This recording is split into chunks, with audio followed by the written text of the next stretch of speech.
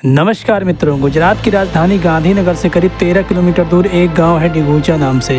वैसे तो इस गांव की जनसंख्या 3000 के आसपास है, लेकिन आधे से ज़्यादा घरों पर यहां पर ताले लगे हुए हैं। बताया जाता है कि करीब 1800 लोग गांव में नहीं रहे। ये लोग न सिर्फ अपना गांव बल्कि अपना देश भी छोड़कर जा चुके हैं। पासपोर्ट कराने पड़ते हैं, फिर जाएंगे तो हमारे बच्चे की लाइफ इधर है। आज भी ऐसे पोस्टर्स डिगूचा गांव में देखने को मिल जाएंगे। इसमें देखने को मिलेगा study in UK Canada, free application, offer letter in 3 days. आपको बता दें, सबसे ज़्यादा यहाँ ऐड किसी चीज़ की दिखेगी तो वह यूएस और कनाडा वीज़ा लेने की। कहीं पर तो सीधा लिखा हुआ है आपको वीज़ा मिल जाएगा बिना कोई एग्ज़ाम दिए। जनवरी 2022 की बात है। अपने गांव से कई लोगों को अमेरिका जाता देख डिगूचा गांव के एक परिवार ने भी अमेरिका जाने का फैसला लिया। 39 साल के जगदीश पटेल अपनी पत्नी और 2 बच्चों के साथ कनाडा की फ्लाइट पकड़ते हैं। पहले अपने गांव में ये एक टीचर की नौकरी किया करते थे और बाद में अपने भाई के एक कपड़े की शॉप में हाथ बटाते थे। लेकिन इनकी कमाई पूरे परिवार की कमाई 9 से 10 हजार ही हुआ करती थी। जाहिर सी बात है, पैसों की कमी और बेरोजगारी के चलते ने ये फैसला लिया होगा। लेकिन ये बड़ी मुश्किलों से ही 65 लाख रुपए ही एकत्रित कर पाते हैं एक एजेंट को देने के लिए, जो इन्हें अमेरिका ले जाएगा डोंकी प्रोसेस से। इनकी पत्नी वैशाली बेन का सपना था कि वो अमेरिका में जाकर एक ब्यूटी सैलून में काम करें और जगदीश अपने बच्चों को बेहतर शिक्षा देना चाहते थे। इस आखिरी उम्मीद में ये अपना गांव छोड़ते हैं और 12 जनवरी को गुजरात से टोरंटो की फ्लाइट पकड़ते हैं। इस डोंकी प्रोसेस का मतलब था कि इनका एजेंट इन्हें यूएस कनाडा बॉर्डर तक छोड़ देगा और फिर बाकी का रास्ता इन्हें पैदल चलकर जाना होगा।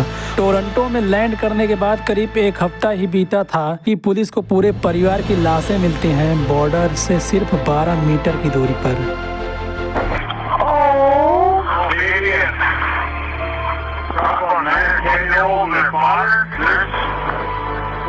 इस बेहद बर्फीले मौसम में इन्होंने दम तोड़ दिया था। शायद ये इस बात से अनजान थे कि -35 डिग्री सेंटीग्रेड में इन्हें बॉर्डर क्रॉस करना पड़ सकता है। बहुत दर्दनाक अंत था इस कहानी का, लेकिन जगदीश का परिवार एकलौता नहीं है ऐसा। हर वर्ष हजारों भारतीय कोशिश करते हैं गैर कानूनी तरीके से यूएस यूके जैसे देशों में जाने की इस डोंकी प्रोसेस के थ्रू, और कई जान गंवा देते हैं अपनी इस कोशिश में। यही कारण है कि यूएस मैक्सिको बॉर्डर को दुनिया का सबसे खतरनाक बॉर्डर कहा जाता है। इसी कहानी पर आधारित एक फिल्म आई है राजकुमार हिरानी और शाहरुख खान की डोंकी नाम से। मित्रों, यही एक अच्छा मौका होगा डोंकी प्रोसेस को समझने का। क्या होता है ये डोंकी प्रोसेस, आइए समझते हैं इस वीडियो में।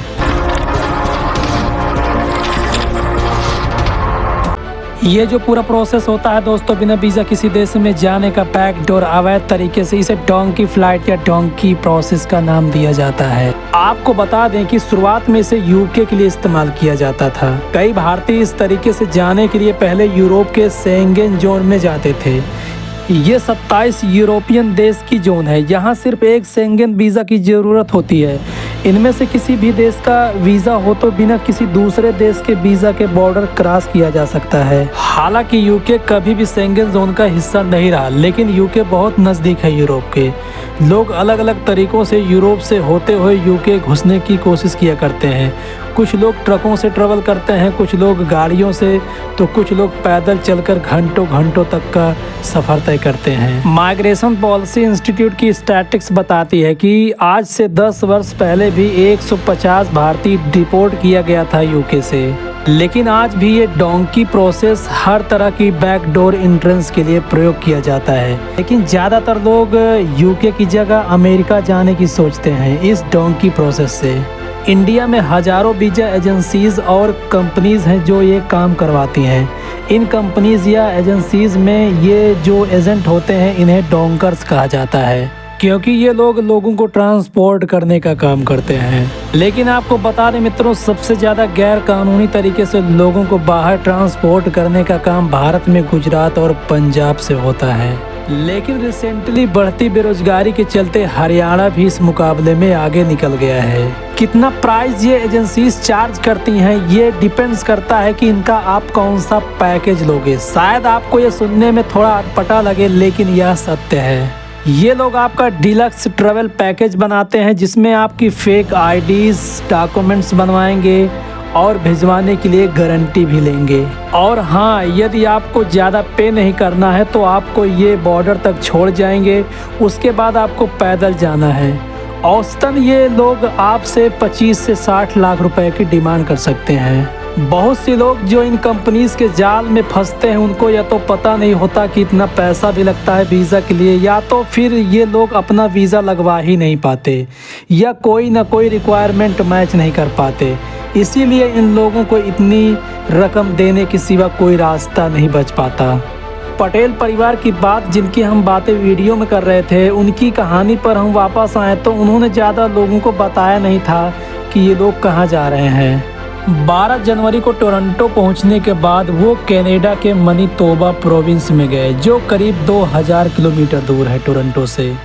एक हफ्ते के बाद उन्हें इमर्सन टाउन के पास ड्रॉप किया गया डेड बॉडीज के रूप में। एक छोटा सा टाउन है इमर्सन, आप नक्शे पर देख सकते हैं, अमेरिकन बॉर्डर के दूसरी तरफ नॉर्थ डकोटा और मिनेसोटा के पास। जब इनके मृत शरीर पाए गए तो इनके पास कोई गाड़ी या वैन का नामो निशान तक नहीं था। इसका मतलब यह था कि ये काफ़ी समय से चल रहे थे। और सेम दिन जब इनकी बॉडीज़ मिली तो कनेडियन साइड पर एक 47 साल के एक अमेरिकी नागरिक स्टीव सैंड को अरेस्ट किया गया, इमर्सन से करीब 8 किलोमीटर दूर। ये एक 15 सीटर वैन चला रहे थे जिसमें 2 गुजराती बैठे थे पैसेंजर के तौर पर। इसके बाद 5 गुजराती और पाए गए जो 400 मीटर अमेरिका के अंदर थे। जब अथॉरिटीज़ ने इन्हें पकड़ा तो पता चला कि ये 11 घंटे से चले जा रहे थे। इनमें से एक के पास बैग पैक था जिसमें बच्चों के खिलौने, कपड़े और डायपर्स थे। इन्होंने बताया कि यह बैग इनका नहीं है। इन्होंने कहा कि ये हमारे साथ 4 लोग और थे जो रास्ते में कहीं भटक गए। यह बैग उसी परिवार का है। इवन यह प्लान तो फेल रहा, लेकिन ये 7 गुजराती कम से कम सर्वाइव तो कर गए। अमेरिका का यह नॉर्दर्न बॉर्डर जो कनाडा के साथ मिलता है, यहाँ पर -35 और -40 डिग्री सेल्सियस तक की ठंड हो सकती है। सोचकर लगेगा कि सेगन बॉर्डर से घुसकर अमेरिका में घुसना बेहतर होगा, लेकिन नीचे का जो बॉर्डर है यूएस मैक्सिको का, वह और भी खतरनाक है। राम भाई हम अमेरिका डोंकी का तरह आए थे भाई, 4 जने बचे भाई, हम भूखे पेट चढ़ रहे भैया हमने ठंडे बैठ ना जाओ, जिस भाई ने बैठ जाना हो 1 नंबर में जाओ, 2 नंबर में जाएगा कोई फायदा नहीं है। यहाँ पर ड्रग कार्टन्स और गोरिल्ला ग्रुप अक्सर इस रास्ते का इस्तेमाल करते हैं। जो लोग इस रास्ते को अपनाते हैं अक्सर इस गैंग्स के द्वारा मारे जाते हैं। इस जंगल को पार करने के बाद मैक्सिको का रेगिस्तान आता है जहाँ जबरदस्त गर्मी पड़ती है। फिर आती है यहाँ ऊंची सी दीवार जिसे डोनाल्ड ट्रंप के समय बनवाया गया था। ये ऐसे लोग होते हैं जो देश से बाहर जाना चाहते हैं बेहतर अपॉर्चुनिटीज और बेहतर भविष्य कल के लिए। ये लोग अमेरिकन ड्रीम के सपनों से बड़ा प्रभावित होते हैं। इन्हें लगता है कि हम एक बार अमेरिका पहुंच गए तो हमारी ज़िंदगी संवर जाएगी।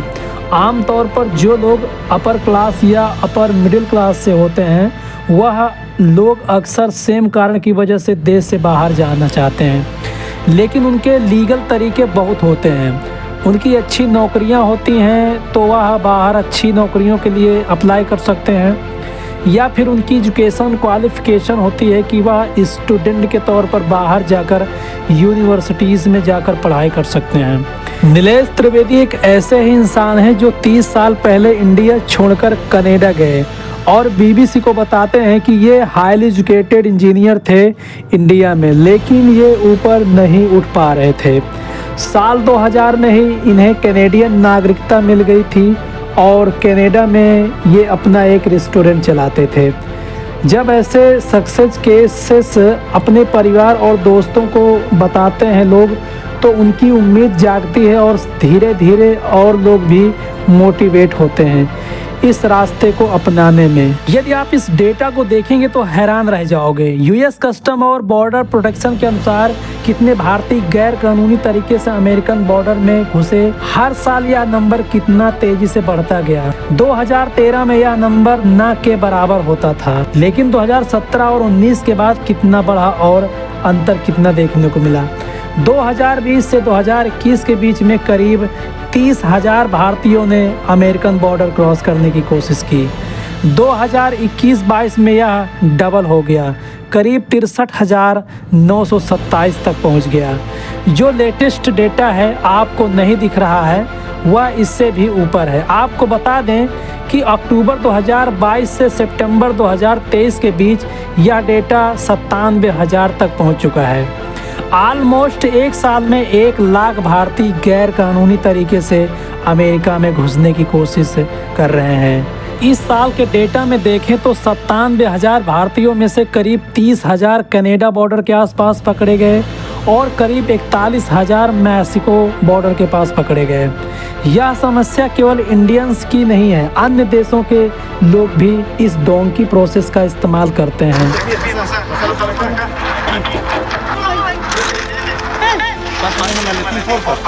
इस डेटा में अमेरिका में घुसने में मैक्सिकन की संख्या और भी ज़्यादा है भारतीयों की अपेक्षा, क्योंकि मैक्सिकन बॉर्डर अमेरिका के पास ही पड़ता है। लेकिन एशियन देशों में देखा जाए तो इंडिया नंबर 1 पर आता है। आपको बता दें मित्रों, माइग्रेशन स्टैटिक्स डेटा के अनुसार 2015 के अनुसार भारतीय अमेरिका में करीब 4.5 लाख लोग अनडॉक्यूमेंटेड पाए गए। चाइना का यह नंबर थोड़ा सा कम है, ऑलमोस्ट 4 लाख के आसपास है। बाकी और देशों के नंबर आप स्क्रीन पर देख सकते हैं मित्रों। अब बात करते हैं दूसरे कारण की जिससे ये लोग कर रहे हैं, जो कि बढ़ती बेरोजगारी देश में। यही कारण है कि हरियाणवी लोगों ने पिछले कुछ सालों में ऐसा किया है, क्योंकि centre for monitoring Indian economy September 2022 report के अनुसार हरियाणा का अनएम्प्लॉयमेंट रेट देश में नंबर 1 पर रहा। आपको बता दें मित्रों, हरियाणा में सबसे ज़्यादा बेरोजगारी देखने को मिलती है। 37.3% लोग बेरोजगार हैं, जो कि 4 गुना ज़्यादा है नेशनल एवरेज से। यह रोल हरियाणा शहरों के बाहर सबसे ज़्यादा देखने को मिल रहा है। यह लोग अपनी असल ज़िंदगी अपने देशों में बहुत बुरी हालातों से जी रहे हैं। यहाँ से वहाँ जाना है, अमेरिका डायरेक्ट जाते हैं यहाँ से, उन्हें जंगलों के थ्रू भेजा हमें। उसके बाद जंगल में चलेगी 2 हफ्ते, कम से कम 15 दिन बाद जंगल मैक्सिको आगे रिपोर्ट होगी। मैंने 18 लाख रुपये दे। आपको सुनकर आश्चर्य होगा मित्रों, आपको बता दें एक सर्वे के अनुसार हजारों गांवों में बेरोजगार लोग अमेरिका जाने के लिए अपने परिवार की ज़मीनें बेच रहे हैं, सोना बेच रहे हैं, ताकि इस काम के लिए रुपए एकत्रित किए जा सकें। मोरखी, कालवा और दत्तात ये कुछ गांव हैं जिंद डिस्ट्रिक्ट हरियाणा के, जहां डोंकी सीकर्स का गढ़ माना जाता है। ये लोग एक और रास्ता अपनाते हैं, दुबई जाना टूरिस्ट वीज़ा पर, और सैडी हॉस्टल में रुकना बिना प्रॉपर खाने के, और एक सीक्रेट कंटेनर्स में बैठकर दूसरे देश जाना बिना परमिशन के। ऐसे ही 20-21 साल के हरियाणवी लड़का निश्चय शर्मा ने अपनी कहानी सुनाई, जो पढ़ाई में कमज़ोर होने के चलते स्टूडेंट या जॉब वीज़ा लेकर बाहर नहीं जा सकता था। इसीलिए उसने इस डोंकी फ्लाइट का रास्ता अपनाया। इसके अनुसार यह बड़ा लकी था, 5 से 6 महीने के अंदर यह पहुंच गया। कैलिफोर्निया गया 9 अलग अलग देशों को पार करते हुए, कभी जंगलों से तो कभी खतरनाक ठंडे क्षेत्रों को पार करते हुए। यह कहता है कि कई बार तो इस जर्नी को पार करने में 2 साल का भी समय लग सकता है। बहुत से लोगों को मारा जाता है, लॉकअप में डाला जाता है, और कई तो मारे भी जाते हैं इस रास्ते में। हरियाणवी युवाओं का कहना है कि वे परेशान हो गए हैं इस बेरोजगारी से और आए दिन पेपर एंट्रेंस एग्ज़ाम लीक की साइकिल से। लेकिन बहुत से लोग ये समझ नहीं पाते हैं कि ये रास्ते कितने खतरनाक हो सकते हैं, जो उनकी मौत का कारण भी बन सकते हैं। डोंकी बनने का तीसरा सबसे बड़ा कारण स्कैपिंग पॉलिटिकल प्रोसिक्यूशन, जो लोग अपने देश से भागते हैं क्योंकि उनके खिलाफ अत्याचार हो रहे होते हैं। एक बॉर्डर पेट्रोलिंग सर्वे के अनुसार यह रिपोर्टिंग से पता चला कि डोंकी बनने का यह सबसे बड़ा कारण हो सकता है। क्या वह लोग पुलिस से छिपते हैं और छुपकर अपनी ज़िंदगी की शुरुआत करते हैं? ऐसा नहीं है, ज़्यादातर लोग खुद अपने आप को पेट्रोल गार्ड के हवाले कर देते हैं। इसके पीछे का कारण है असाइलम सीकिंग करना। असाइलम क्या होता है? यूनाइटेड रिफ्यूजी एजेंसी के अनुसार असाइलम एक प्रोटेक्शन का तरीका होता है।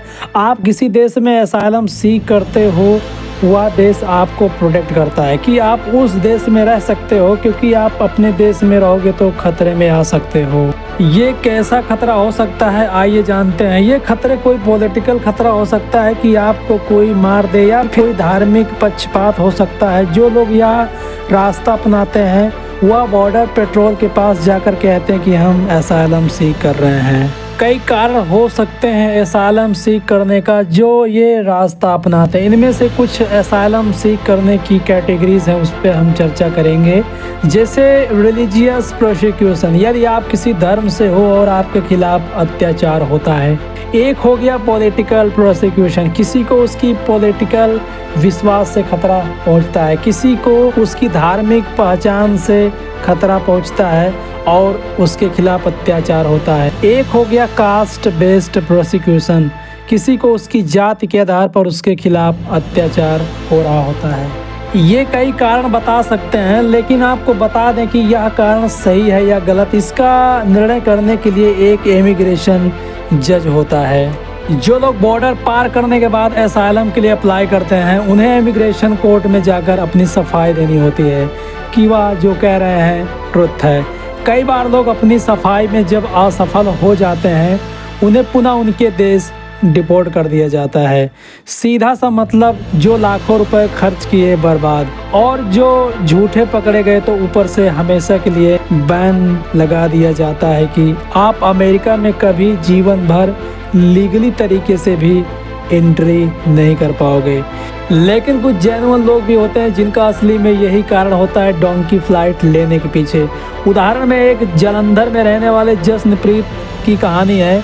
बीबीसी की एक रिपोर्ट में मेंशन किया गया है, जश्न एक 24 साल के ओपनली गे इंसान थे जो जालंधर में रहते थे। इन्हें प्रत्येक दिन हैरेसमेंट फेस करनी पड़ती थी, चाहे वह आसपास के पड़ोसी हो या दूर के जानने वाले। लेकिन एक दिन हालात इस कदर बिगड़ गए कि गालियों के आगे मारा पीटा भी जाने लगा इन्हें। ये बताते हैं एक दिन 10 से 20 लोग इन पर हमला करते हैं और जान से मारने की कोशिश भी की गई। इस वजह से इनका एक हाथ फ्रैक्चर भी हो गया था।